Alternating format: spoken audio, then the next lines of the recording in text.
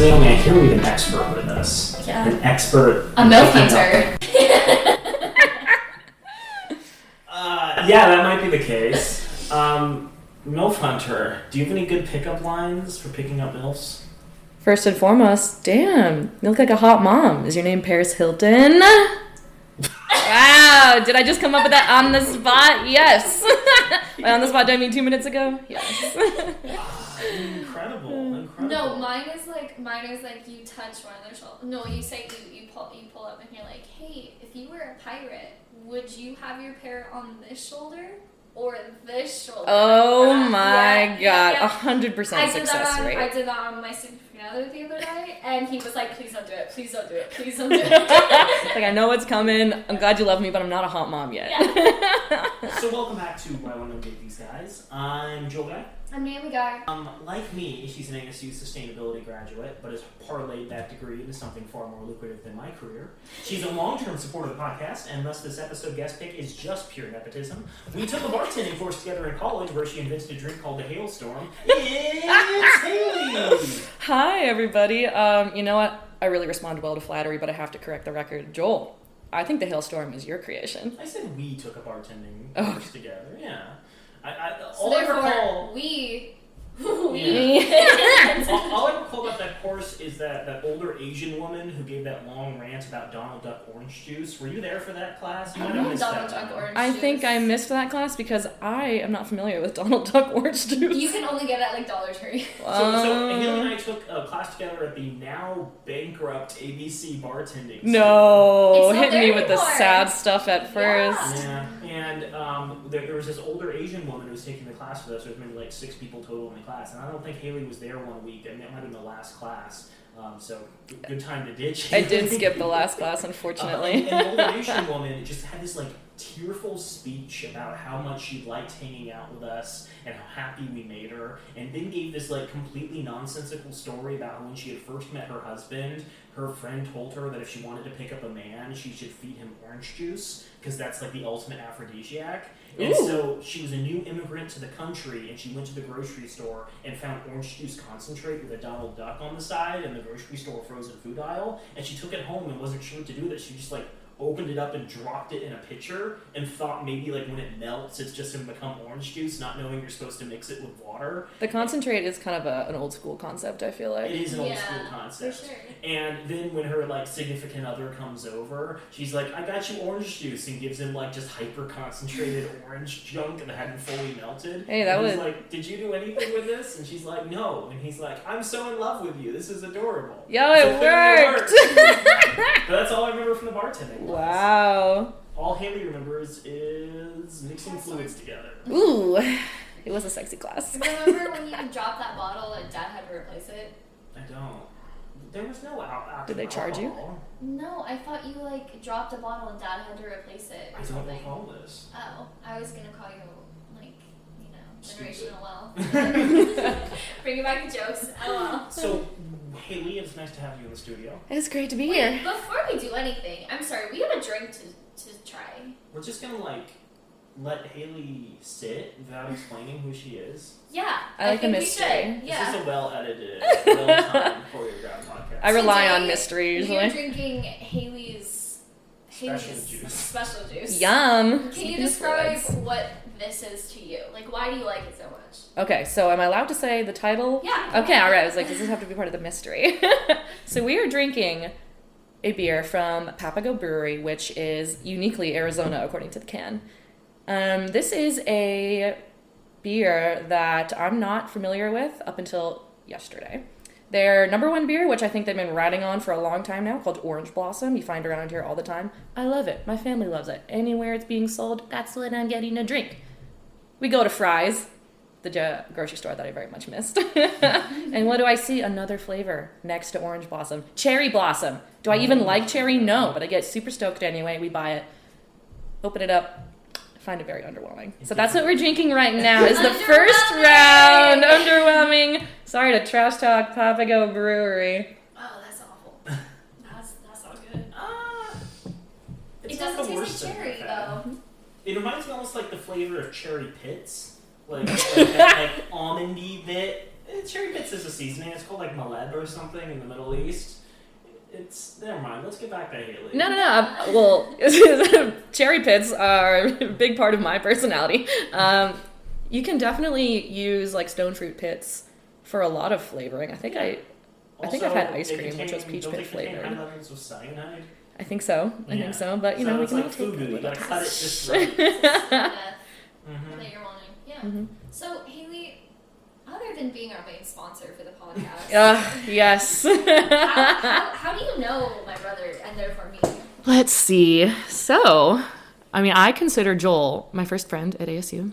Oh, Definitely. That's really cute. Definitely. Cut that out. Doesn't fit the narrative of how we painted Joel. So. I met Haley at a 12-step program. No hunters. Obviously, we failed that as we later went to bartending school. So, yeah. Milf hunters are somehow part of it.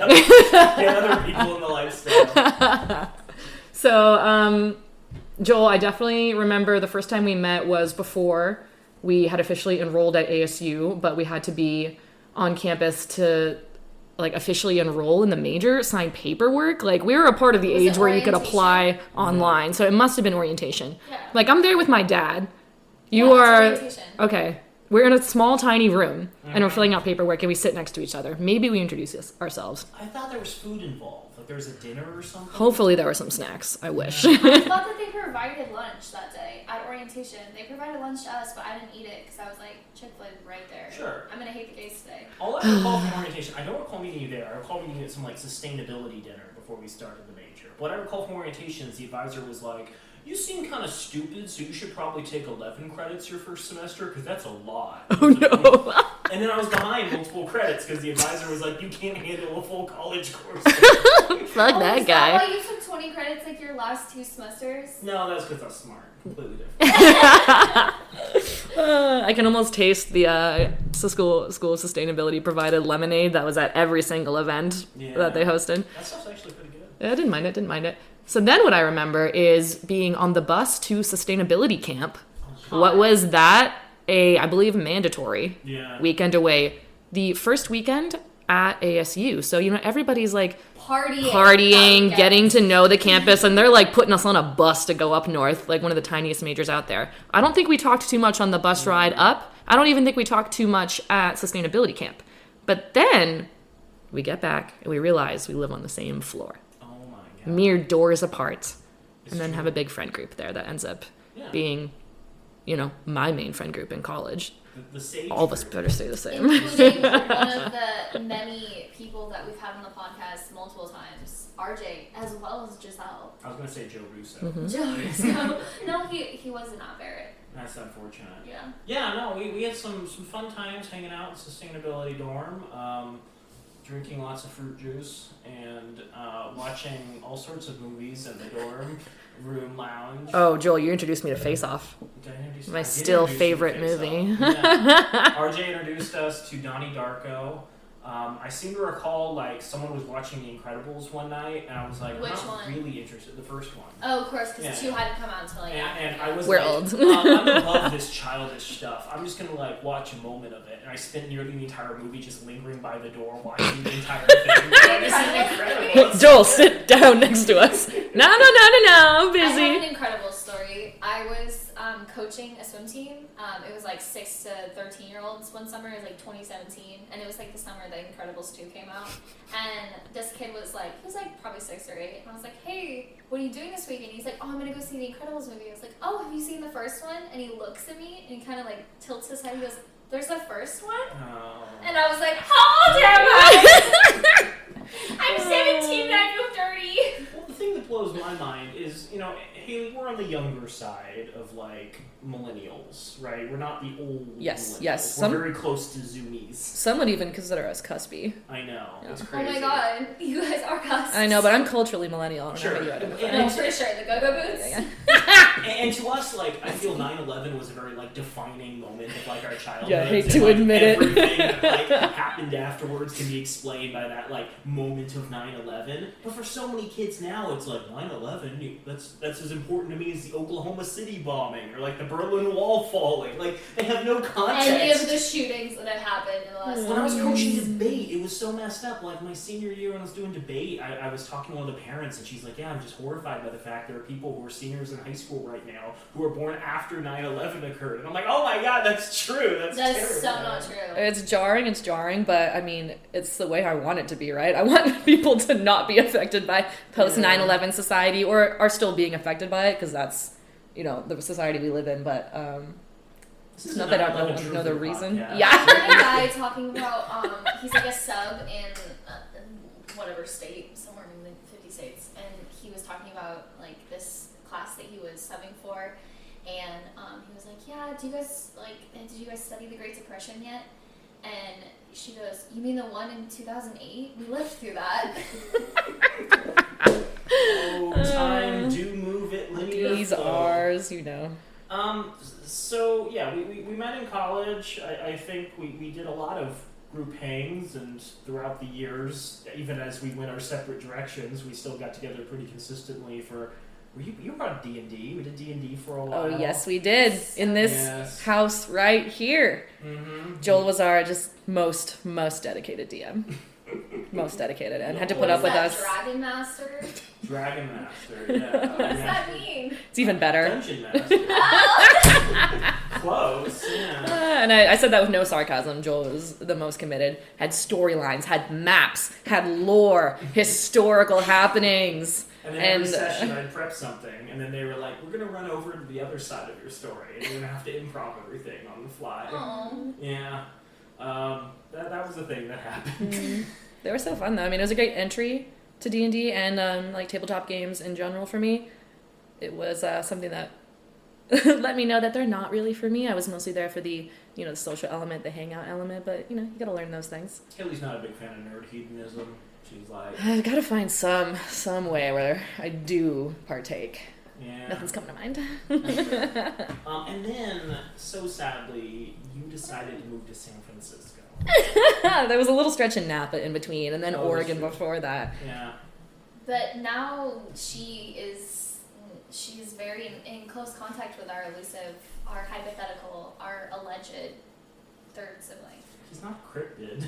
We Yeah, can't admit he but- exists. Yeah, but like I we have to haven't summon really, him like, usually. fully- every time that I edit a podcast, I like take out all the information that we talk about him. So like no one knows that we have a third. Like there's a third sibling in this situation. Yeah, there's actually been a third person doing podcasting with us this whole time. But we We're just- cleverly editing yeah. around. I can Yes. hear him breathe sometimes. Yeah. You were raised in Arizona, right? For the most part, I moved here when I was 11. 11. Where did you move here from? Boston, Boston? the suburbs of I Boston. remember that. Yes. Oh, I can't believe I forgot about this. We made so much fun of you for being from Boston. Why? What can you have besides the accent, which I totally don't have unless I say the word margaritas? See, that I covered it a little bit. Margaritas is what I actually want to say. I don't think there's anything in particular about Boston. It's just like people who live in Arizona are fiercely defensive of the fact they live in Arizona. It's like, there's nothing wrong with that. You're the one who's bad because you're from Boston.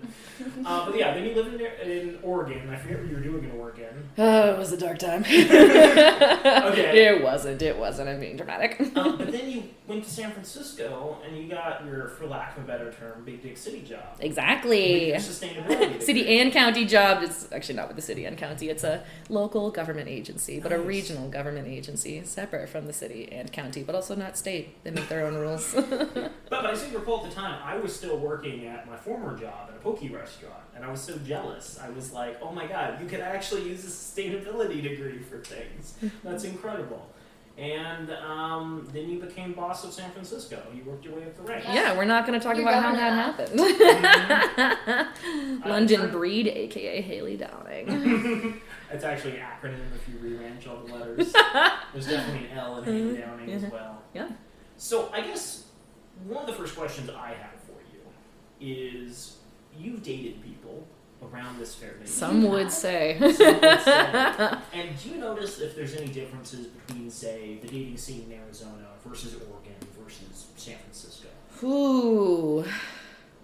It's a multifaceted question because of the differences in myself between those three eras. Haley used to be a blonde. He used to be straight. Hey. So let's see. I mean, we're gonna start my dating life at college. Did I have a high school boyfriend where we would sometimes make out under the stairs? Yes, but if you never progressed more than that and had no emotional commitment, Which then high I don't school think did it you go counts. to? Desert Vista. No fucking way. No fucking You were way. the worst kind of us all. Do you care to elaborate? I'm ready for it. Why? No, everyone that I've met from DV sucks. Yikes. Sucks so hard. You know, Exception sometimes. to the rule. No, I want to make this clear, Haley. Everyone we've met from our high school also sucks ourselves. Yes. At least we're all the same. Sure. Right here on the bottom. Except for Giselle. She's the exception to the rule.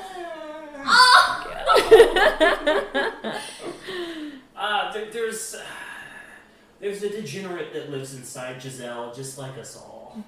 She's not immune. Let's see. So, dating in college at ASU wasn't something that I dove into right away.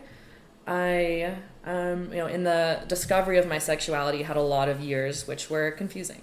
And doesn't mean I wasn't trying to figure it out, but, when you're entering into something and it's not happening the way that it seems to happen to all the other people that you know, or the way that is societally prescribed, you get a little confused and maybe disengage a little bit. But you also try to force her. In my situation, I felt like I needed to force myself into dating to feel normal. Huge, right? Mm-hmm. Luckily, I had a little bit of fun while I was doing that. It wasn't a horrifying process. I think for a lot of people, that can be borderline traumatic, right? Mm-hmm. So, my dating history in college was, going on dates, downloading Tinder, swiping around, having one night stands and not ever progressing beyond I want to say either the third date or sleeping with somebody maybe 2 times before going, that person's not for me. And at this point, this was all men. And just going well, that wasn't the one for me. Let's try the next type.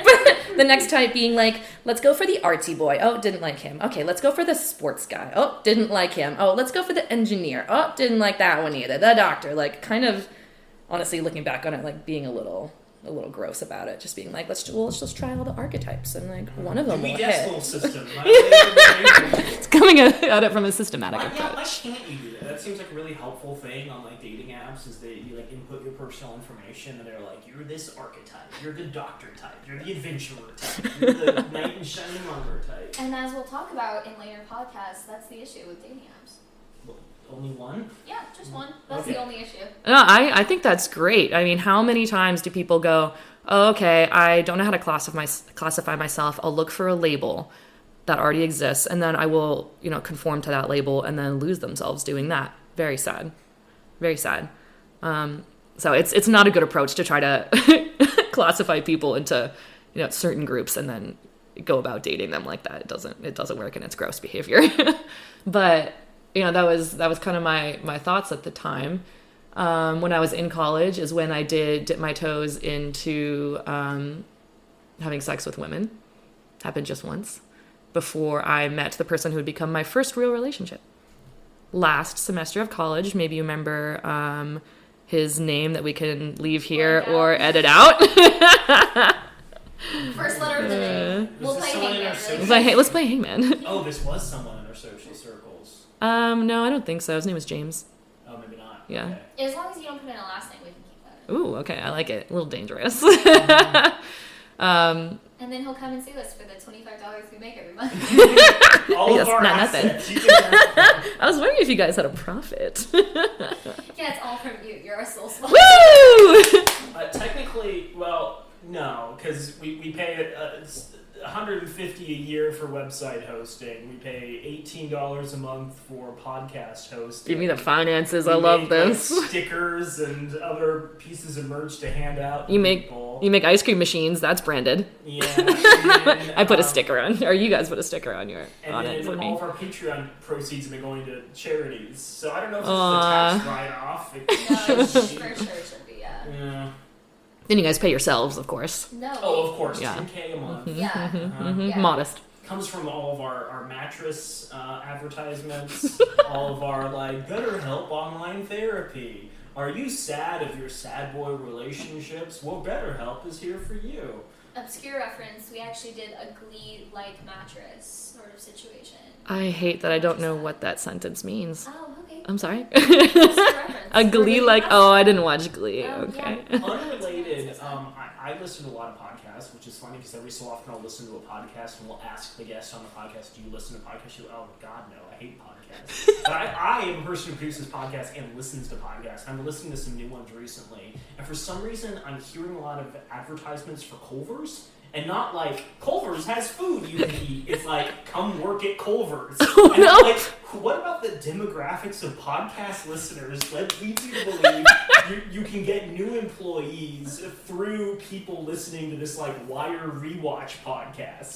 Can I just say, the vast majority of the people that I know that listen to podcasts have 40-hour-a-week jobs that they hate, and they all have insurance. Yeah, podcasts So, are great for commutes. Podcasts are like perfect commute material. I don't know why I had to add in the insurance part, but it's just like, it's a demographic of people that have insurance versus people that don't have insurance. Paints a Anyways, picture. What I'm saying is, if Culver's wants to pick up employees, we have advertising space open.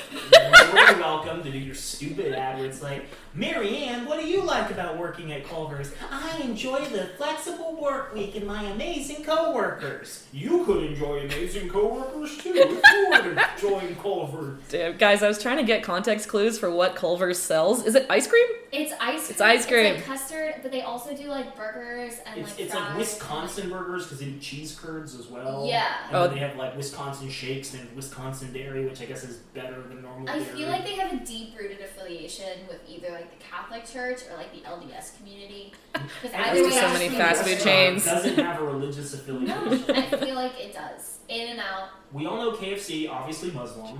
McDonald's, probably Protestant.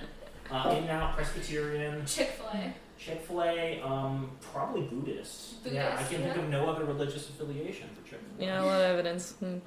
So, back to the original Back to the conversation. story. You were involved with this person with a J name. Yes, How long were you involved with this person for? A year and a half. Okay, so like So- first like real relationship. Absolutely. And, I'm in my last semester of college at this point, so I'm like 22. Yeah. And at this point, I am starting to, actually really acknowledge that my sexuality is not straight. It's not immediately apparent to what it is gonna I be. love how you need to put quotations around that. Yeah, If I can cut in, I find that very funny because, like, you were surrounded by queer people your entire time in college. That's true, but that was kind of my introduction. Mm-hmm. Classic Arizona upbringing. Very true. It's Very true. There were no examples. There were no role models. There have been no gay people from Arizona ever. Ever. No, we're erasing so many people. Not on purpose, but no one that I was introduced to. I love my family so much and my parents so much. I'm so lucky to have them. But they have no gay friends. They have no gay people in their lives. There was just zero mention, really. And Was that it was on really purpose, or was that just like it just never happened? well, I mean, you could think about it a couple different ways, right? Like for, families like mine that are not like outright homophobic, thank God. Homophobic. It's a word I don't even like saying, so I'm going to mispronounce it. Homophobic. There's a real difference between that and like being outright hostile, right? Yeah. But there's also a difference between just like not mentioning, ignoring, and embracing. So, I mean, for the vast majority of my childhood, I could tell you what gay meant. I could tell you what lesbian meant, but there was no real context for it. Gay means you're happy. Yeah. I actually have this memory of looking it up in the dictionary as a little kid and seeing that. I recall my first introduction to the idea two men could be in a relationship was like kindergarten or first grade. And I got into the car and my mother was picking me up from school. And I remember yelling at my mom, like, one boy at school said men could get pregnant, and I said that wasn't possible. And she's like, yeah, men can't get pregnant. And I was like, yes! Another win. Intellectual success. I do love the like fervor that little kids can have when they like ask their parents a question, like yelling. I can picture you as a little kid be like, Mom! Yeah, I think to a certain extent, like, kids want to know more about the world, and they don't accept easy answers.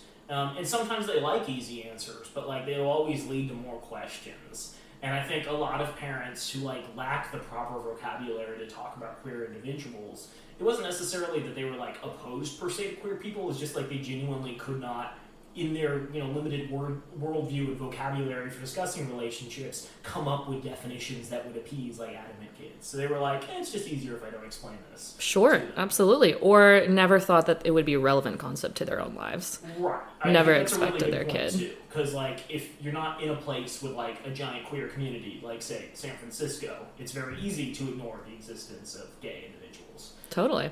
Compared to like our mother who grew up overlooking the Castro district. Yeah. But she also grew up in a very conservative household.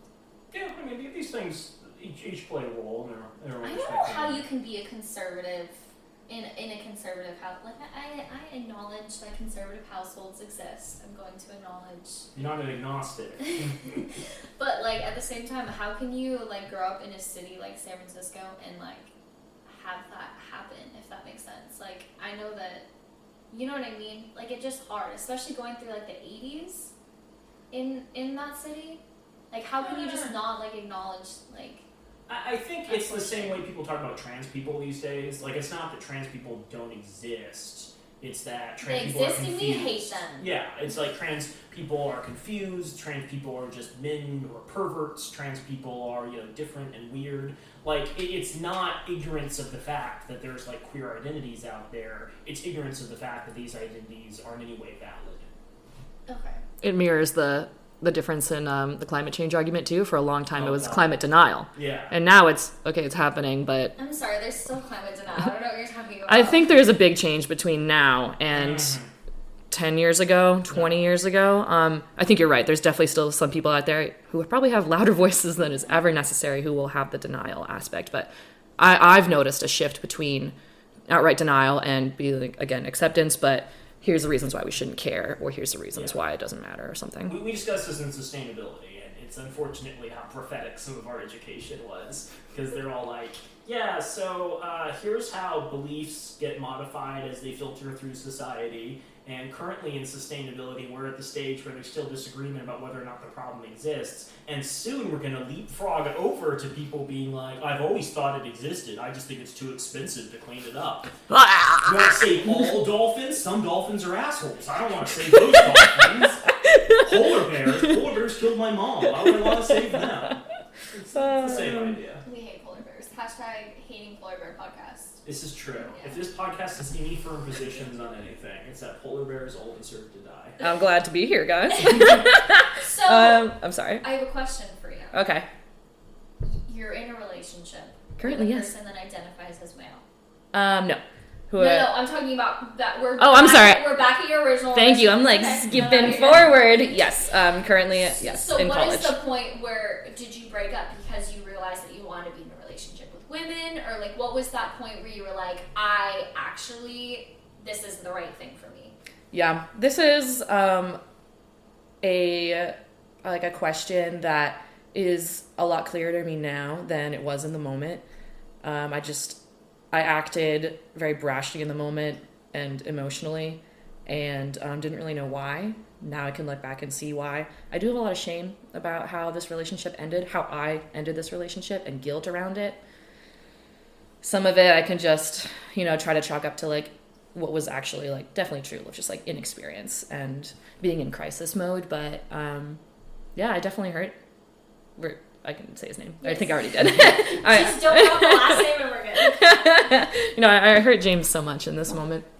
So, throughout our relationship, one of the things the two of us bonded over was our bi-ness together. Like, he identified as a bi guy. I loved this part of him. He was proud. He was out. Straight up, yeah. He was like the out person that I like needed to have a lot of experience with and like needed to be around. As you mentioned, Joel, throughout college, I lived with queer people, but so I had some exposure there. But dating somebody was the next level. Dating somebody who identified as queer, and to see how that manifested in him, and to have a lot of discussions on this topic was really important to me. So, I remember sitting down on our first date because it was, we had just met each other. Like how we'd met each other is when he was at the restaurant that he was working at. I was sitting there, had a brief conversation. I left him my number and we go on our first date. So we don't know each other, right? And I remember him saying like, he's like on this date with this girl, right? And he's this like very like pretty, effeminate boy, something I loved about him. And he's just like, I don't identify as straight. And I just remember being like, me neither. And I think that was a moment where the two of us are like, all right, second date's gonna happen. At least one of them, hopefully. So, this was something that was understood between the two of us, which is great and helpful throughout the relationship. And there was more than one reason why, our breakup happened. So to provide a little bit more context, the two of us moved from ASU, or in Arizona, to Eugene, Oregon, with a couple of my friends. We don't know anybody else there. It ends up being, it ends up being a year of isolation, unhappiness, I think for myself, him as well. And this culminated in like feeling like the relationship was struggling too. Like the two of us were not able to get closer because of these external factors. And I think it drove us away from each other a little bit. And then after, here we are living together for a year. This is my first relationship. It's only 6 months in. Now we're living together. There were aspects of it that I realized just were things that I thought were going to click. And all of a sudden there'd be one day when it just like was something that I liked and would make sense for me. And those markers like never happened. Like, there were things that I thought were maybe about him personally that, I didn't warm up to, but I think it actually was that it was the fact that I couldn't actually seriously date a man and have everything strong about a relationship that should be there happen with a man for me. But in the moment, I wasn't really able to acknowledge these things. It was very scary for me. It was completely destabilizing. But I did have a moment where, and all of a sudden it just came out. Are we on a vacation with my entire family and it's the first day? Yes, that's when it happens. I have this joke now, never take a vacation with me if we're romantic partners, because I may just break up with you. So it's unfortunately happened one time since this as well. But yeah, we kind of break up in this like catastrophic fashion where I'm kind of able to say like, you're not happy, I'm not happy, something needs to change, not too sure what it is, like, I'm sorry. And not really be able to give that much more information in the moment, which was very horrible to him. He was very sweet about the whole thing. But, after we break up, I go to Napa because my family had moved there. So, the family leaves Arizona and goes to Napa. And I'm like, Mom and Dad, I got nowhere to go. Can you clear out a bedroom? They're like, absolutely. And I go live with them for a little while. And this is like a strong phase of like reflection about not only what happened with the relationship, but like, Haley, why is dating men never worked for you? It's not for lack of trying. Like, what's going on? And this is where there was serious acknowledgement of, what's always been there before, which is, attraction for women instead. So, after that moment, I take a long break of not being too engaged with dating. Napa doesn't have much of a queer scene. Hate to acknowledge it. It seems like a very straight area. Like, if I could define Napa's as straight as the wine rose. It's very, exactly. Yeah, that's a good way of putting it. It's like where all the white people go to, like, get crunk and cheat on their wives. Okay, so Napa has all these, like, straight... I always love the word crunk being used. Thank you. Napa has all these straight wineries and, like, not a great queer scene. San Francisco has all these insane, crooked streets and a really progressive queer scene. Is there a correlation between the inclination of your streets For and sure. the likelihood of For emergence? sure. Not only a correlation, it's a causation. Oh my god, Phoenix, Arizona, grid system. Fuck! There we go! Yeah. Okay, so moving into, you were in Napa, when do you decide to go to San Francisco? Like, when is the point where you're like, I need a change, I need to be in a queer city? You need a job first, right? Exactly. So, my whole time in Napa, the overarching goal is to start using the sustainability degree, get the first big girl job. And my thinking was, if I can't get an environmental job in San Francisco or Oakland is not going to happen anywhere. So luckily, you know, Napa is close enough that, you know, applying to jobs there, totally doable, especially because my parents are so nice enough to be like, you can use our car anytime to just go down to the city for interviews if necessary.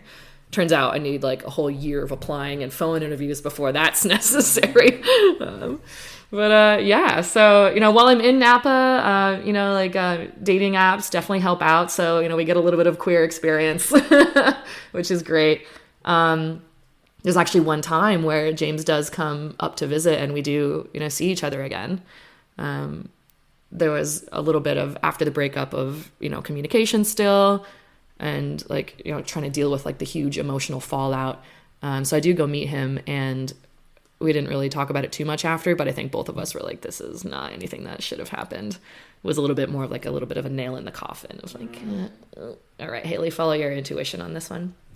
So, yes, I use the job at the Air Quality District to get my ass to San Francisco, and was so lucky to have the friendship of the third sibling and Ginger. So much so to, you know, be my my stepping stone to getting to San Francisco, as they allowed me to live with them for maybe a month and a half. I remember the third sibling of ours, Gregory. Yeah, Gregory. He was talking Forgot his about name. the when you moved in, you had like you had a mattress. I did have one of those. See, I don't throw You them in the had- alleyway. You had a mirror, and you had don't a get it, pair I of don't know. Crocs and go-go boots, and that's the only thing you brought with you. It was It's like, guys, you got some pistachios. I got some on the way here.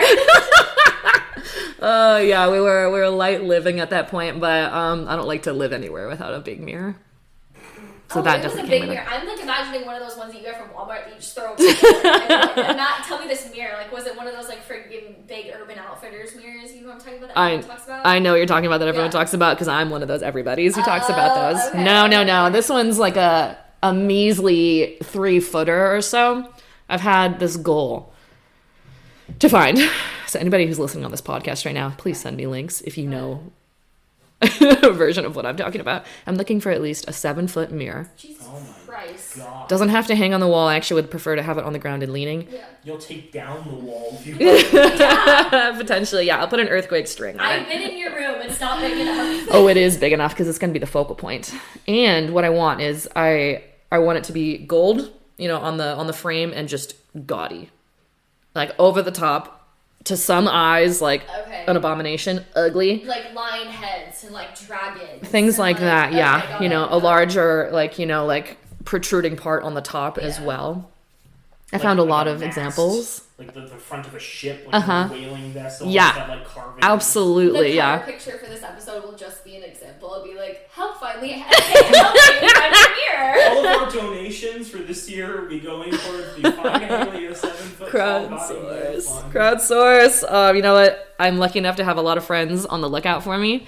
And the thing is I can find something like this online for thousands and thousands of dollars. Thousands. But the thing is the search has been so tasty. Yeah, search is the fun part. Oh, There's some yeah. fun places. Your third sibling and Ginger, the three of us, a little bit less right now, but used to be very much a estate sale squad. Yes. Estate sales are a Yes. good place to find these things in San Francisco, especially. All those stupid rich people that die. And they're like, sell all my things. I don't have a will. I'm not a person. I left it all to my cat, Gregory. What's wrong with you and Gregory today? Haley, I seem to recall, maybe this has changed as you've had a more permanent location. You've never had a lot of possessions as long as I've known you. You've Go, been go, very- go, I would, Cyanide. maybe I haven't ever like poked my nose in your wardrobe or anything, but I recall your room when you were living in Tempe was like very minimal decorations, like a boho tarot combination. What is she but a sustainability major like yourself? She's like, capitalism is the death of the world. I'm not going to buy into it. I'm going to just go minimal. I wish that was the main. She should be my PR person because I like that. I wish that was my motivation. Yeah, you're right, Joel. There has been a little bit of a lack of like able to like commit. Ooh, getting fucking burned. Not yourself. Goddamn. So sorry. There's ways that I think the overall personality traits in yourself can show up in small areas in your life.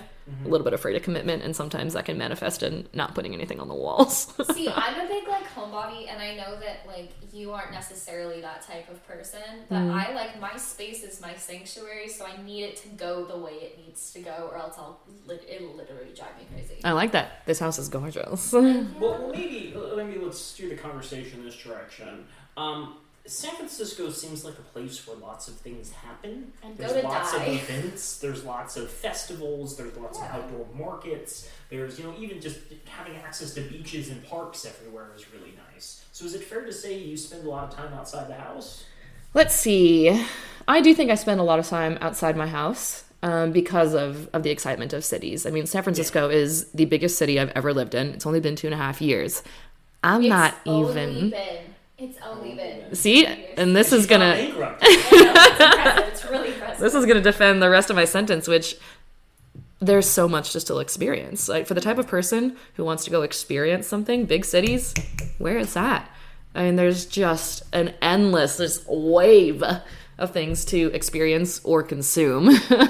And how that manifests is a lot of time out of the house. However, because of my living situation, I do enjoy spending a lot of time at my house as well. And it takes a lot of my time, but I'm happy about that. I do enjoy traveling to San Francisco every couple of years and like taking in the city and doing fun stuff. And I recall the last time I was there with Naomi, we were staying with our other sibling, Gregory. Love that guy. I had heard online of this incredible vegan sushi spot somewhere near where my uncle lives. And I was like, hey, brother, would you like us to pick you up some sushi?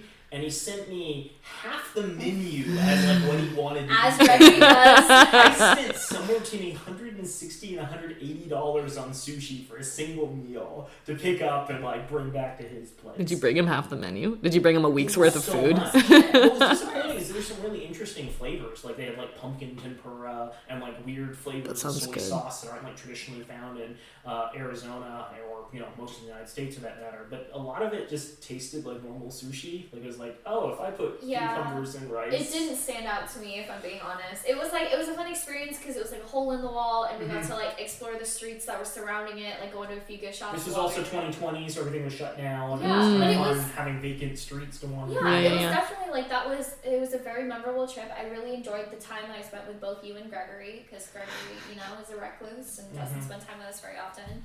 But it was, I think I like the experience of like going to a hole in the wall place and then just like shoving food at us rather than like, go. I feel like it would be a totally different experience if we sat down. What's interesting is I feel like there's maybe two types of vegetarian food.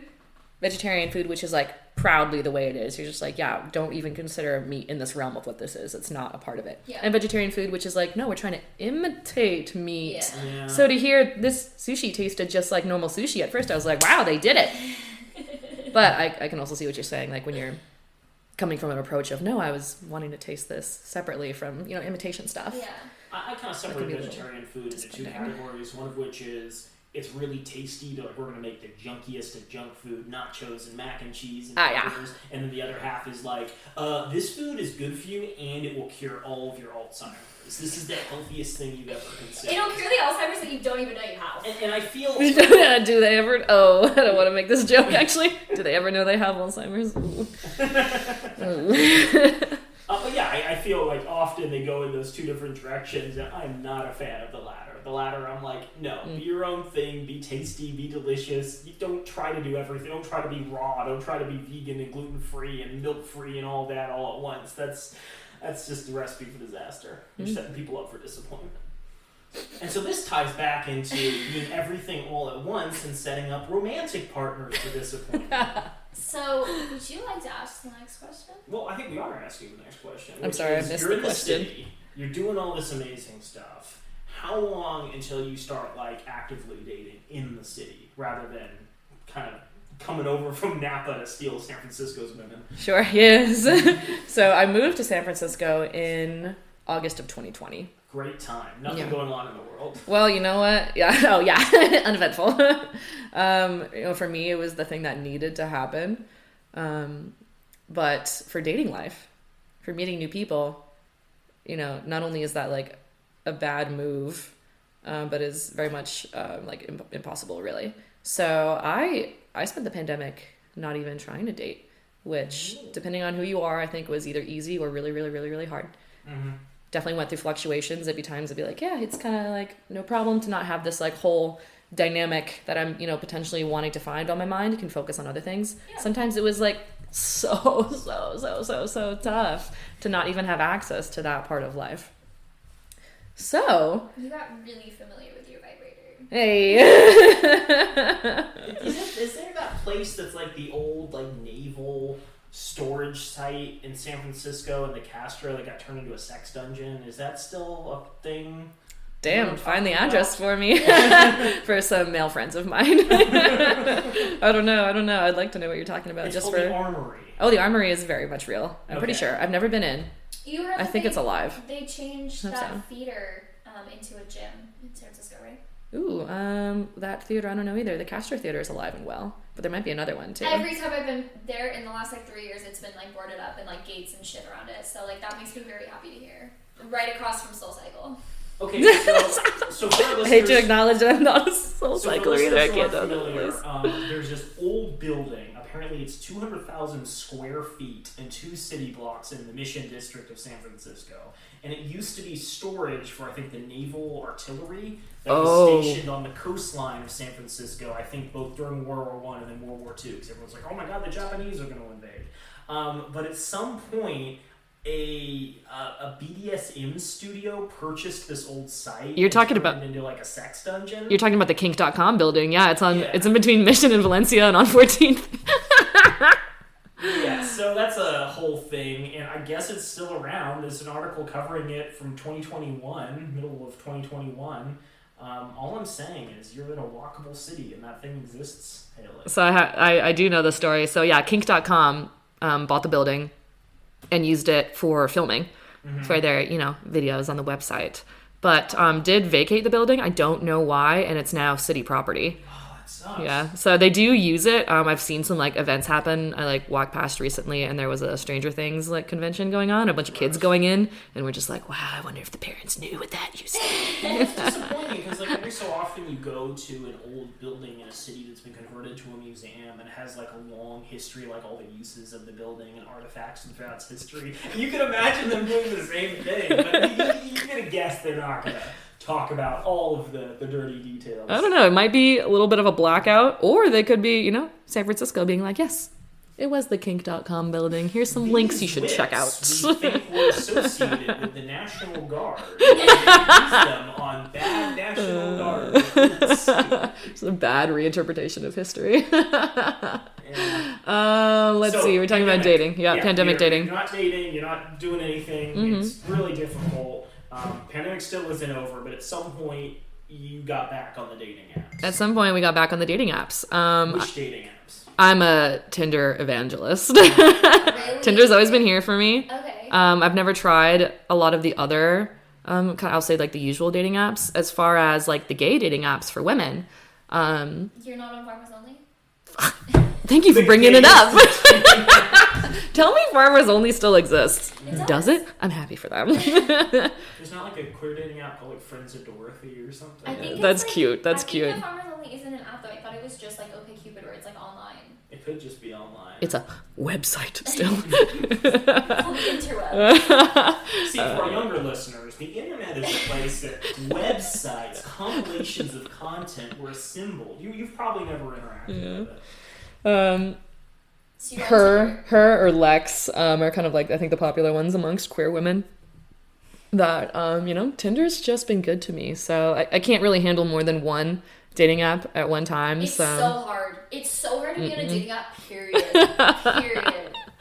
So, how do we get from the horrible thing that is dating apps to your current relationship? What's that evolution like? So, pandemic doesn't end, but is at the point where I'm like, all right, I'm going to go actually meet people off the dating apps. So, I go on the first date. Post-pandemic, me and her go get brunch together. It's clearly not a match. Which is a good thing. Yeah, had a great Hard to have meal. a disappointing brunch. The place is called Boogaloo's and totally existed before the scary alt-right group co-opted that name. Damn. Oh, damn. Yeah. That's really sad. Yeah. again, not a match, but I do see her around a lot, actually. Like, more often than you'd like for somebody you went on one date with. But she's very nice. And then my second date that I go on post-pandemic is the person that I end up dating for 7 months. Oh, my God. Their name is Isis. Yep. And And before the international Shut terrorist. up. I know. All the ISISes out there. Very sorry for what you've gone through. The two of us start dating for 7 months. I consider my first relationship, obviously, even if you're in what appears to be a straight relationship, you're both queer, it's a queer relationship, but this is an outwardly queer relationship. And it was good. There's a lot that worked for the two of us, but ultimately we do break up 7 months in because of a few differences kind of culminating in like what the future was going to look like for the two of us. They were a lot older than I was. They were looking to find the partner that they could invest in and like settle down with. Just wasn't for me. Not where I am in life. You don't want to be invested in? Take me all your money. I'll show you my business plans. Bitcoin for your birthday. No. So we break up in another dramatic fashion on a vacation. So again, don't go on vacation with me Where if are we these are dating. vacations to, just out of curiosity? The first one was Cape Cod, Massachusetts. Okay. Again, first day of a week-long vacation with my family. Hot. That one was bad. Cape Cod just inspires hate in people. What's the second location? Mexico City. Can't make any derogatory comments about that. I mean, you want even more drama on that one? We we had COVID together and we're like Aw. having to quarantine and like breaking up in a tiny hotel room. Can laugh at it now, but it was a little tough to get through. So, after this relationship, you break up with this person. What happens next? Then we get back on Tinder and we have fun in life, Okay. which is great. Whether it's, like Tinder dates or, going out for a night and, mating, maybe, well, not mating, and mating. I have 11 children now. And meeting someone and, making something happen. I was having a lot of fun during this time. What's interesting is I'm not the type of person who is, looking for partnership and long-term relationship as the default. Like, single life is the default. But there's just this very exciting place to me, which is like casual dating that I like to be a part of. Yeah. And the difficult thing to navigate can be the different definitions that everybody has for casual dating. One of my friends likes to say it's 5 times seeing each other in some sort of romantic or sexual angle, and you got to have a define the relationship talk. It's just got to happen. After 5 times, I don't know, you're a rarity. So I was kind of in and out of a lot of those like situationships, just like something a little bit casual for a little while. And then met my current partner, whose name is S. IRL. Can you believe? We were introduced by a mutual friend who did not have any like Cupid intentions between myself and S, but just invited me for a night out. And it was just the 3 of us. And S and I just kind of, lock eyes at my house before we go out to the place that we were going to, like chat a little bit, a little flirtatious. During the night out, before we know it, just dancing together. And what apparently I ended up screaming, which I remember screaming, is like, we need to go bachata dancing sometime soon. Because I've gotten very into salsa and bachata dancing, and that space is super, super straight. I never get to dance with anybody who I actually have attraction to. So here I am at an EDM show. Like some DJ, I couldn't even tell you who it was, but like here's S and I like in what's clearly like a bachata dance position. They like dip me, come back up, I'm like screaming like, we need to go dancing together. And then it takes a little while, but the 2 of us finally go out and go bachata dancing together, and I've been dating ever since, pretty much. Nice. So how long ago was that? 5 months. Wow. I know, very serious. I think what's interesting is the 2 long-term committed relationships you talk about in glowing terms seem to have been started in real life, not on dating apps. I mean, obviously you have a 7-month entanglement with this person Isis, but it does seem that you do a lot better when you meet people in the real world, not in the virtual places. Personally, I think so. there's this dynamic that I struggle with dating apps, which is when you meet somebody for the first time, you're actually like on the date together. There's this implication that this is romantic or sexual. Right. And it's just there because of what the two of you like signed up for. Whereas in real life, you get to have that time of flirtation, which can be anywhere from 2 minutes to years, where you and that other person have not established your dynamic is inherently romantic or sexual. You get to build things up, you get to test things out, you get to warm up to the person and the idea that you're excited about something to be romantic or sexual before you like actually take the jump.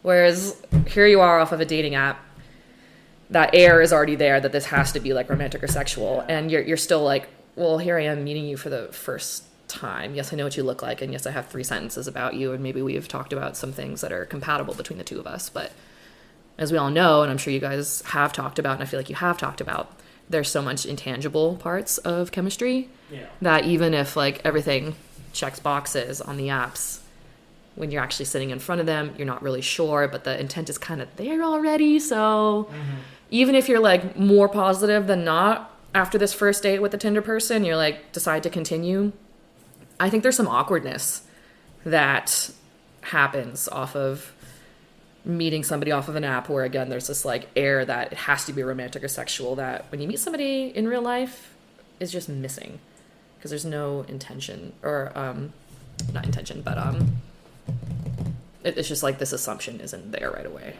I'm reminded when I was growing up, I read The Tao of Pooh, which is Taoism explained through Winnie the Pooh stories. I haven't read it, but I'm familiar. Okay, but there's one anecdote where Pooh is describing how much he enjoys eating honey. And everyone's like, oh man, Pooh, what's your favorite part of eating honey? And he has to think about it, but he's like, well, it's not the flavor, it's not when it touches my lips. I think it's the anticipation. And that's like a big core theme in Taoism, is that the best parts of human experiences are that moment when you're anticipating something to happen. And I don't think that's exactly what you're talking about, but I think it's in a similar space where like having the ability to like explore something without there being like labels or like requirements to how a date is going to end, how an interaction is going to play out is really interesting.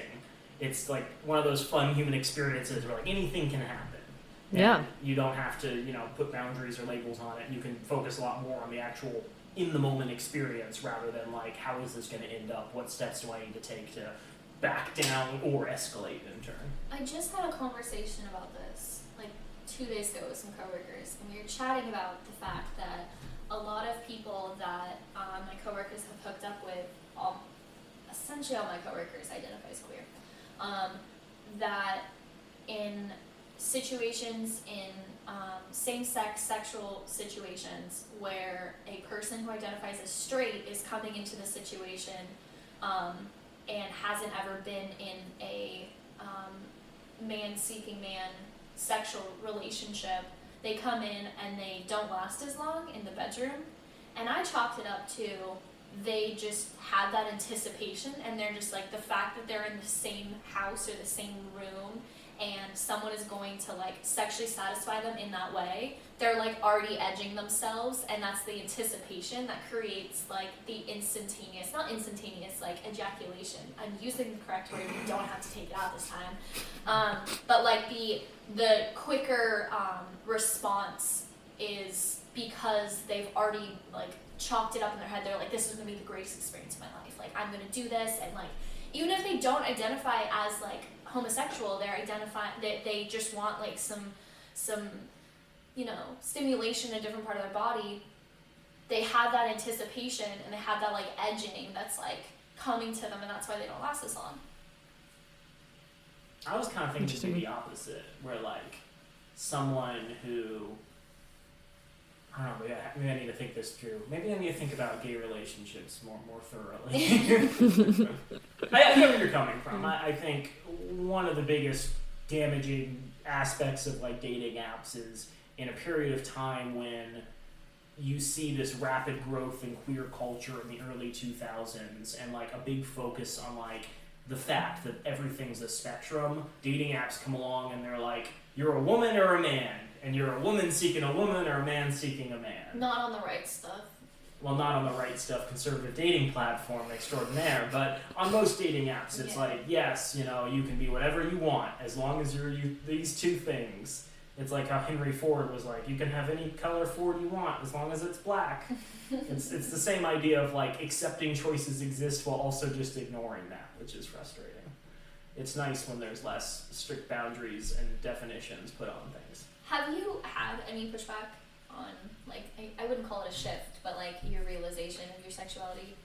How many wills have you been writing out of? Yeah. Yes, definitely. Like, you know, coming out was like a difficult process because of what was like, you know, the anticipated reaction and then what the actual reaction was too. I think things can be a little difficult with coming out if it doesn't feel like a definitive, like, you know, curtain parts. The answer is clear, like, Mom and Dad, I'm gay.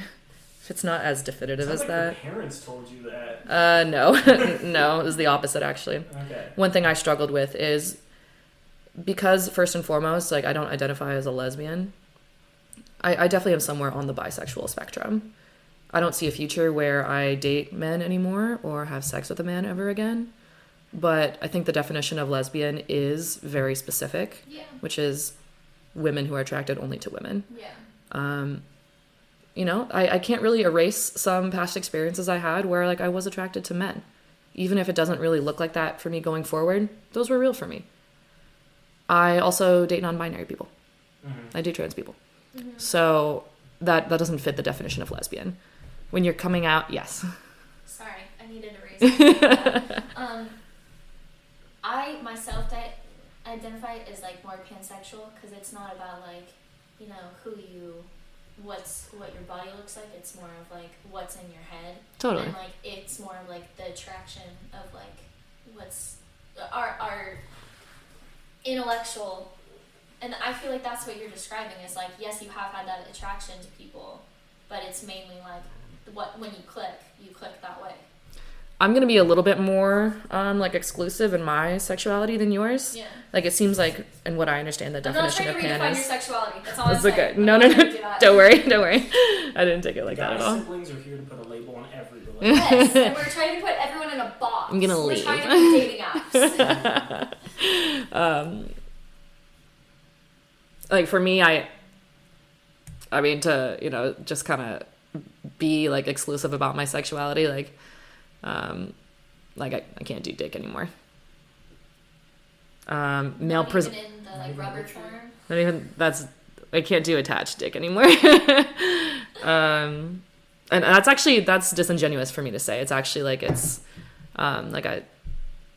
like pussy that excites me. Like that's like the sexual organ that like I know like gets me excited. So that's what like I want to engage with sexually. Mm-hmm. When it comes to like gender presentation, a little more movement.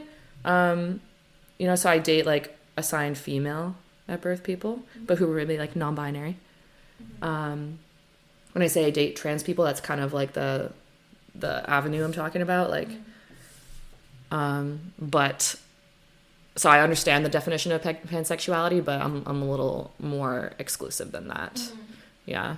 So from here on out, to people who maybe aren't like too well versed in, you know, what has become like a lot of available labeling for your sexualities that has like come out pretty recently, which I think is awesome. It's really helpful for people. They might be like, oh yeah, Haley like dates women and maybe some like ambiguous queer people, like she's a lesbian.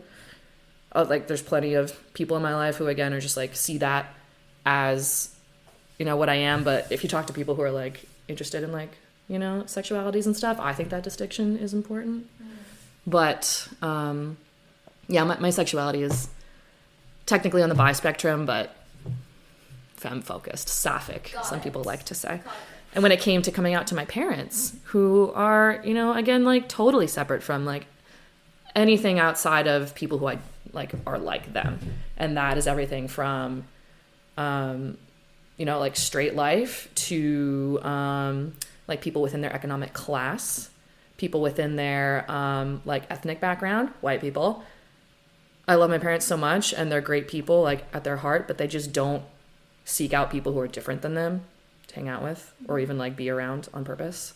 So the greatest exposure to the queer culture was when they were watching the Oscars when Brokeback Mountain won, and they showed like a 10-second clip from that film. maybe. Maybe. I should ask them one time, Mom, Dad, did you ever see Brokeback Mountain? Do you know what that is? I'm sure they know what it is. I don't think they ever would have gone out of their way to watch it. Anyway, what I'm getting at is because my sexuality was, number one, confusing to me for a little while. Number two, something for me to warm up to and like accept within myself. And number three, not lesbian. It was difficult when I came out to them to like have all these kind of like what seemed like to them like kind of like confused, non like definitive, up in the air things. So my coming out to them was confusing and was long and a little bit painful.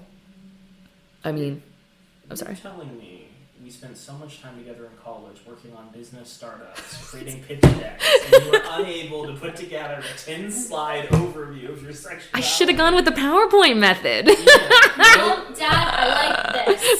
No more than 30-point font, lots of photos and charts. Oh, man. This is how much I like penis. This is how much I like vagina. On a pie scale. On a pie scale. Could have spoke to my dad. Oh, man. Yeah, you know what? Like so the thing is like my parents they felt blindsided for me coming out to them. Like they just never even saw it on the horizon, never thought it was a possibility. I mean, the first moment that there was even an acknowledgement was after the family vacation, right? I break up with my boyfriend, James. I tell him like, hey, it's the first day. Please feel free to like leave if you want. And he's very sweet, does stay with us. But the first moment that myself and, my parents like see the whole breakup happen, they're like consoling me as I'm like in tears multiple times throughout the trip, right? But the first time that myself and my parents have time to ourselves, James has flown home already. They're like, well, what happened? Like, please talk to us about it, right? We're talking about it. And my dad just hits me with a question that like brings it out a little bit, gets me out of the closet. He's like, do you think one of the reasons you guys broke up is that James is gay? Because again, James is like a pretty effeminate boy, right? And I end up word vomiting. I was like, no, I think if anybody's gay here, it's me. And just like throw that out on the table at Logan Airport. And you guys are just eating your french fries and literally, drinking a beer. yeah, I've literally taken one sip of a beer. Can't even blame the alcohol at this point. And It's 9:30 in the morning. Just wake me up. It's an inappropriate time. Yeah, I backtrack the hell out of myself. I'm like, oh no, that's not what I meant. Like I'm not. Oh, I didn't mean that I'm gay and blah blah blah. We like get on the plane. Like I go like clean up my life in Oregon a little bit and spend a month abroad, but then come back to live with them. And it's not really talked about for a little while, but then eventually a few conversations start happening, a little bit more openness, a little bit more. There is a conversation between myself and my mom where like for the first time in what I've ever remembered, like there is like raised voices, there is like frustration and like coming from her. Because she's had this information. She's like, she didn't forget that conversation existed, right? But you told me that you identified as gay. What? And we didn't talk about it since, right? And this conversation happens like we're like trapped in a car together, and like I know please, anybody who's listening, if you need to talk to me about something serious, please don't do it in a car. This wasn't when this fear started, but like it definitely is a thing for me. I'm like just like crying, bawling, a mess. It's not running down your nose, everything. Yeah, it's ugly crying. Like really like confronting the fact that like, yeah, Mom, it's true. That seems stressful. It was. Afterwards, like I'm so proud of my parents. Like we literally get to a point where she drops me off at a date with a woman, right? Aww. Yeah. Like she That's met. A weird vibe though. It was maybe the restaurant before, the one I was gonna walk into. But yeah, she met my last S, Isis. She and my dad, both of them have met S as well. Like I'm again so proud of them. They've come so far. I'm just imagining like your parents meeting James and just being like, the first thought out of their head is like, that boy's gay. Right? Potentially, what's funny is they like my other two so much more than they liked him. But yeah, probably. I think it's you know, something that like people of their age, straight people of their age, they just like have assumptions on what straight people look like and what gay people look like. And that's why they were surprised by me. They're like, that is such an older really, gap no thing to say. idea. It's like, what can I say to console my heartbroken daughter? Oh, don't worry, honey. He was probably Yeah. gay. an excuse. Gonna go the other direction. Couldn't appreciate you. So I have an idea.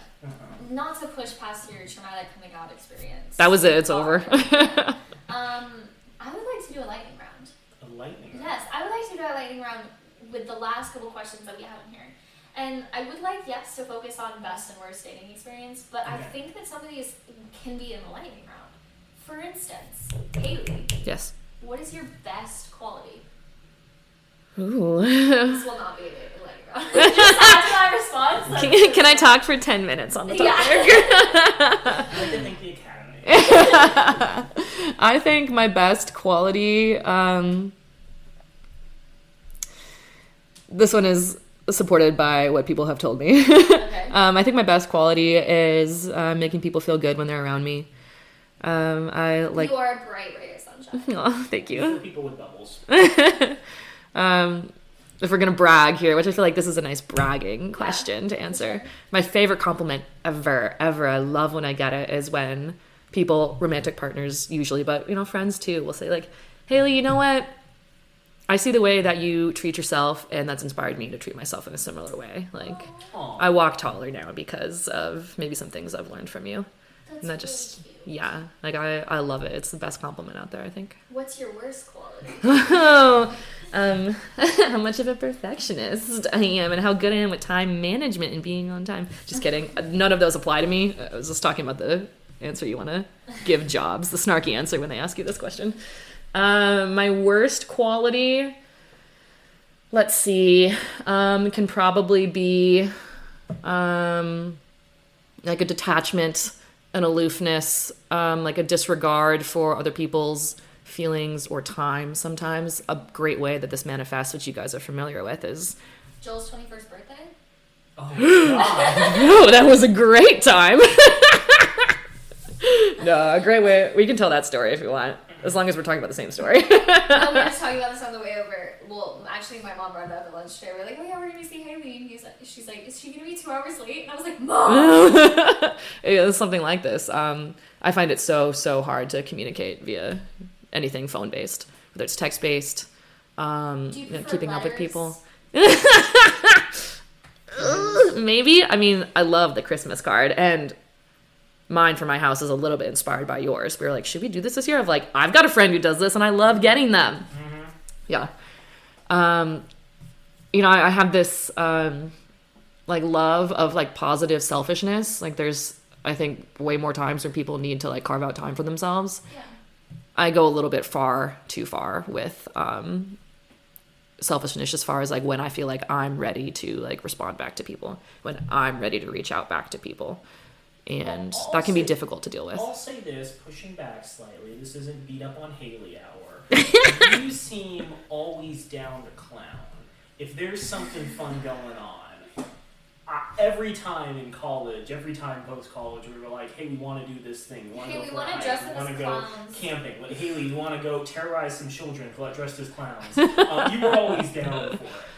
And when I initially proposed the idea of having like a fring calendar, you were like, oh, my God, yes. like a fring calendar. When did that not manifest? Also, I saw We're still your trying. friend calendar version, and I was like, Thank you. Proud. But no, I think you have like a sense of adventure, and like obviously your pace might be different than other people, but you certainly show up when you're needed. Thank you so much. I like to consider myself a good sidekick. Like if you got an idea, you need some hype. You're Robin. Yeah, I'm here for you. Like a You are the a Hobbs. tight spaced costume, Skimpy only. big H on the chest. Yeah. Do you see any problems with modern dating culture? One Walking sentence. plastic Let's see. Then that's different than it's like hard to connect with somebody when you're meeting them for the first time when all you've seen is one photo and 2 sentences. Excuse me, there's that photo of them in the gym and that photo of them holding up a big fish. What more do you need? Luckily, I don't see that with women. Like I've been trying to figure out what the mirrored version of like dude with Oh, fish is. Yeah.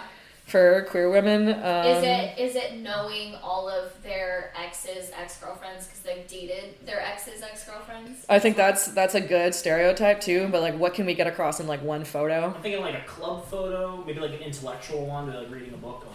It's their ex in the photo. That's what I was getting at. Oh yeah. So when it's like just the rectangle, I'm like, ooh, you don't have any other photos without her. There's actually only one photo of gay women, and all of them have cut themselves out. It's not big enough. You're like, I'm in that photo on the other side because I know your ex too. Let's see, a problem with modern dating culture. Sometimes I can get like a little defensive when people want to talk about like issues of like modern culture rather than how things were good in the good old days, because I think things are best now. So let's see. I'm not sure if anything's going to come to mind there. I think dating apps is good one. Like just the suckiness of dating apps. Like you've explained how you have like culminated good relationships, meeting people the organic way. Yeah. Is dating apps like GMO filled? Like are they what? the equivalent? We have nothing against genetically modified products on this podcast. We like polar bears only. Joel does like a good plum cod. Okay, so we're gonna come back to that question. Okay, good. Yeah. We'll let the subconscious In 6 mind months, yeah. think about it. What is a non-negotiable part of dating for you, other than having a pussy? Yeah. Non-negotiable part of dating is we need to be able to have fun in the same ways. Okay. Huge way that I bond with people. What I've recently realized is there is an upper threshold of fun having that is too much for me. One of my like little flings in between my like current relationship and the last serious one was with somebody that we had fun in the same ways, but she, in my opinion, had no upper like risk tolerance threshold is what I called it. It was just like there was nothing that was too much. Okay. In like a lot of different ways. Got it. And that was the first time I realized, here's an example of somebody that I can't have a romantic connection with because of this mismatch. Like, again, I need you to be able to have fun and get a little loose. But there's times when you gotta realize it's too much. If the club just pulls out a handful of coke from her pocket. Yeah. No, she just pulled out a gun and started shooting it. So, I feel like perks of dating. What are perks of dating in San Francisco right now? Ooh, I mean, queer Mecca. Okay. As far as in the U.S. I've and traded it 3 times. I thought it was like 6. Yeah. That's KFC. I mean, like San Francisco is like a place for gay men. Historically, there's reasons why. People do say that the East Bay is, more for queer women. One reason being priced out of San Francisco. I spend a little less time in the East Bay, but it is like a little bit more indicative for me that that's like an even larger per capita of queer women than San Francisco is. But San Francisco is plenty for me as well. Let's see. Especially when you're used to Arizona, just places where like people just really do feel like they have like less stigma around so many things regarding love, romance, sexuality, and openness is like a beautiful place to be. Even if you're not the most experimental person as well, just to like be around an atmosphere like that, I find very healthy. I noticed 2 things when I'm in San Francisco. The first is how many like openly gay couples there are. Like you'll see people in Arizona, like they might be, but like in Arizona, in San Francisco, it's like very, very, very There's obvious. a lot of hate crimes that happen on a daily basis. And then the second thing is there's just so many Asian people in San Francisco. And there's Asian people in Arizona too, but like you're walking down the street and 50% of the street is like Asian people. And I'm like, whoa, that's crazy. But like Especially Arizona, anti-Asian. no, I'm well, I don't know how to finish this sentence. Arizona, I would argue, is very homogenous, and there are different pockets of like Asian people in Mesa, Arizona, but you only see them in like certain places, like the international markets around here, and it's really nice seeing all that diversity. And for once in your life, being a minority as you're in some parts of the city. Yeah, San Francisco's like history is like insanely eclectic, is like wild, right? So there's so many places where like minorities in so many senses, whether it's like racial, ethnic, or sexual minorities, like do have their space. I live right on the edge of the Castro, and it's amazing to just see like queerness be first and foremost there. Is there a cookie shop on the east side still there? Hot cookies, it's still there? I don't know if it's on the east side. I don't know. I'm just terrible at directions. I'm not doubting you. I'm just like, maybe we're talking about the same one. The nude photos of men in it.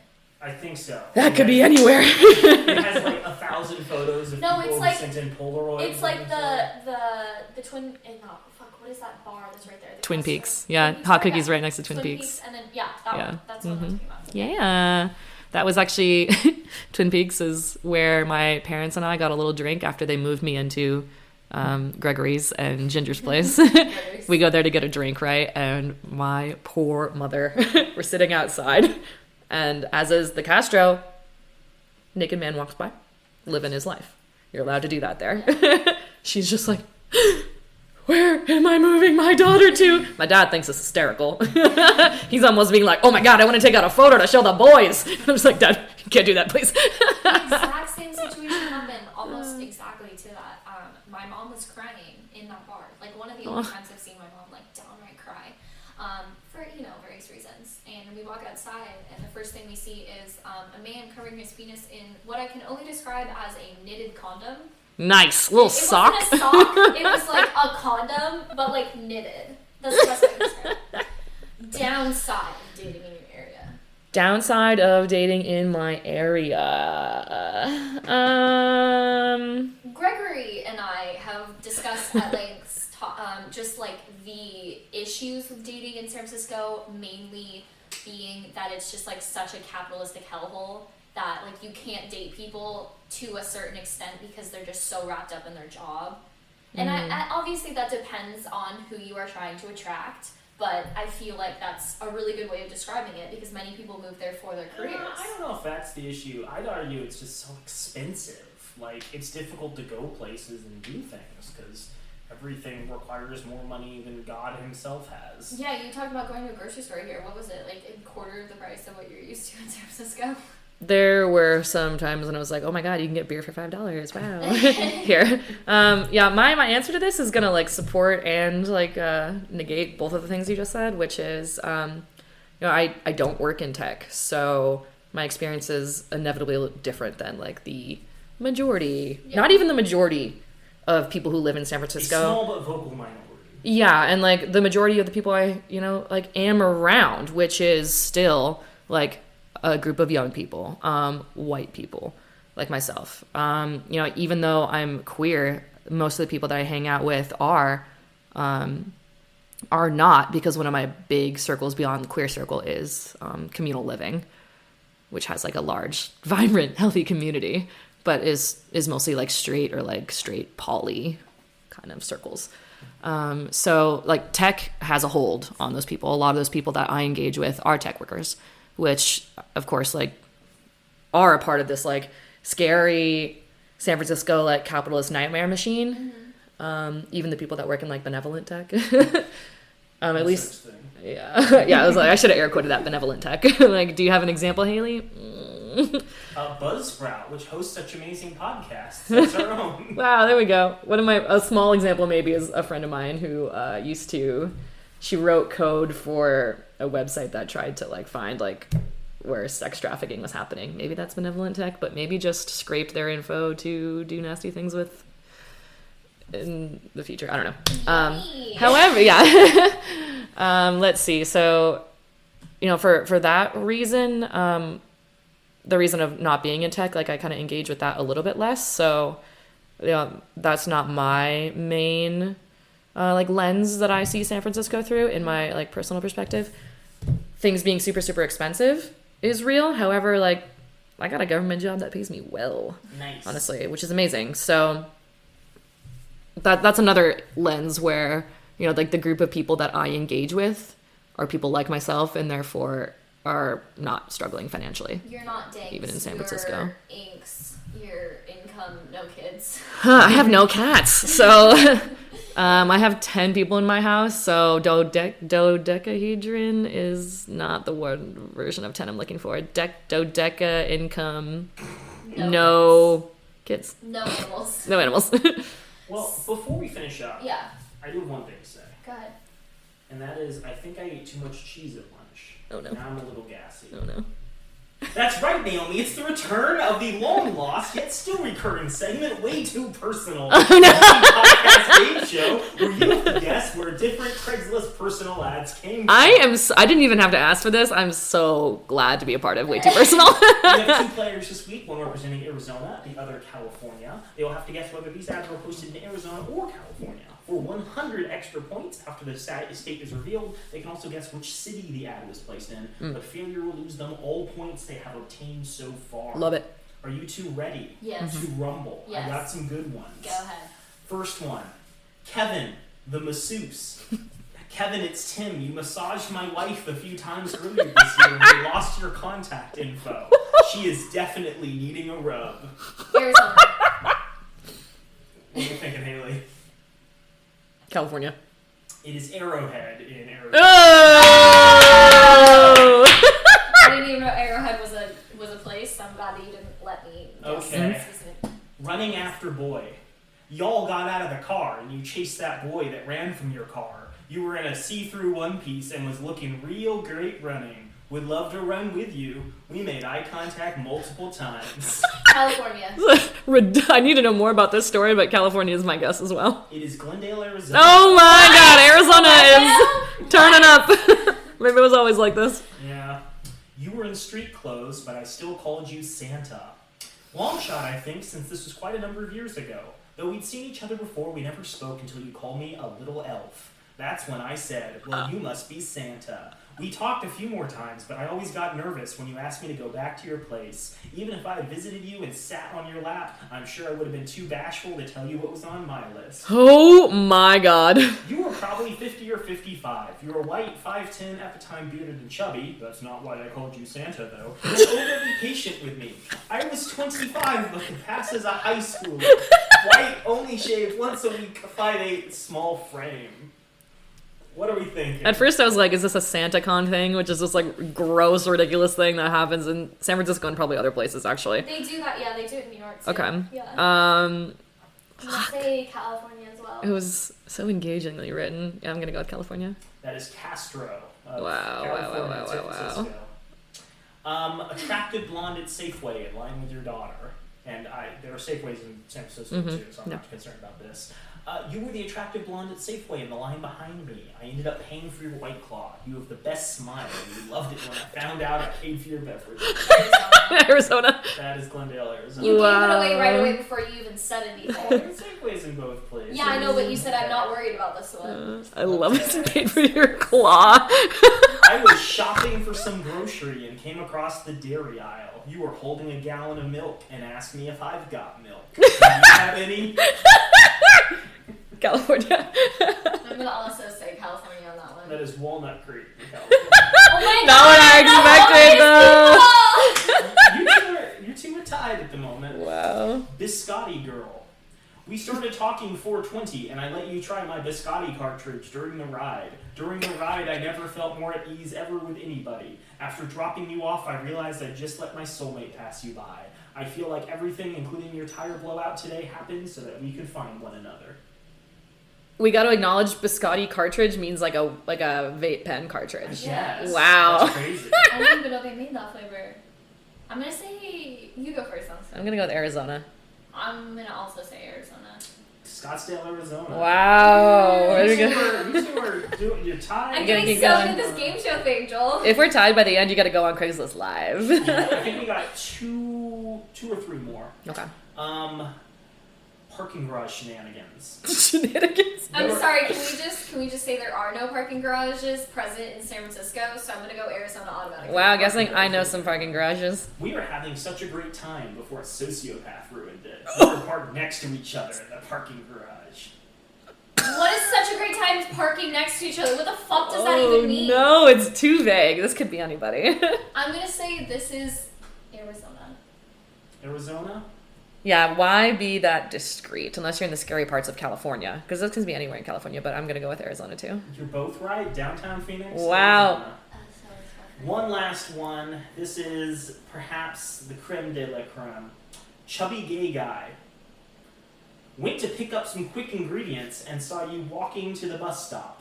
That thickness was memorizing. Memorizing or mesmerizing? It says memorizing. It says Thank you for being accurate to the text. I wanted to say something, but I'm not out. Maybe you might glance at this and we can chat, see what happens. Thickness is hot. Arizona. I think it's Arizona too. I also want to tie so we can keep going. But if I'm not out yet, again, this could be anywhere in California, but I'm going to go with Arizona. I'm going to say Arizona as well. It is Mission.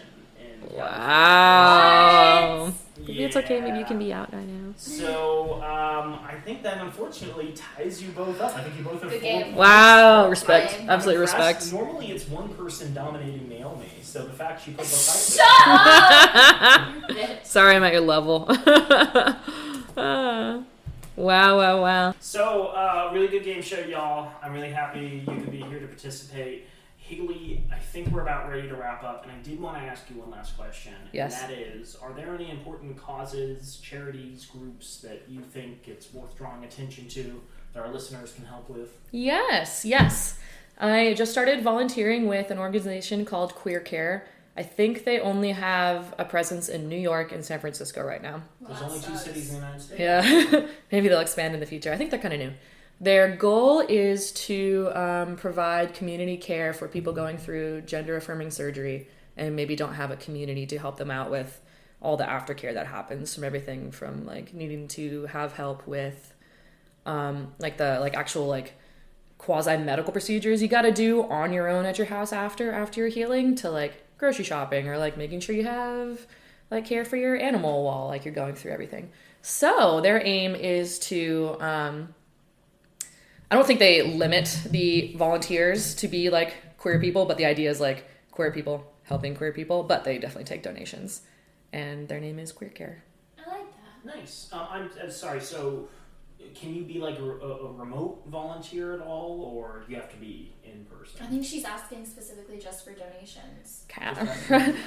Both. So in San Francisco, the amount of time that I've been volunteering, there have not been anybody who's I think expressed need for like in-person care yet. But I think you can also have roles that are remote, like volunteer intake. Like the person who like took my information and gave me like a volunteer overview was definitely doing it remote. So both. Nice.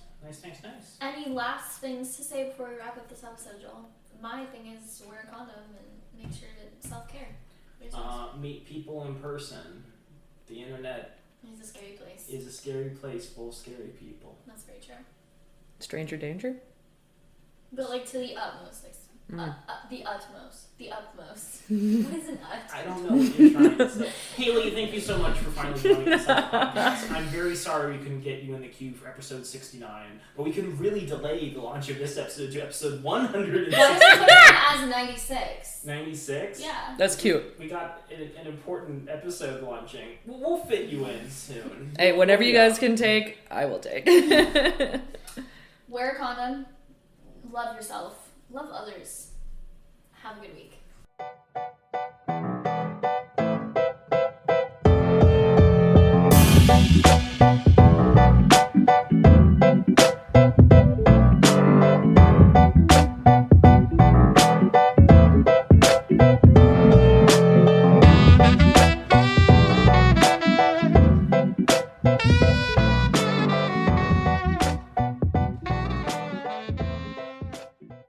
We have many thanks for the use of our theme music, which is the song Drop by Ketsa.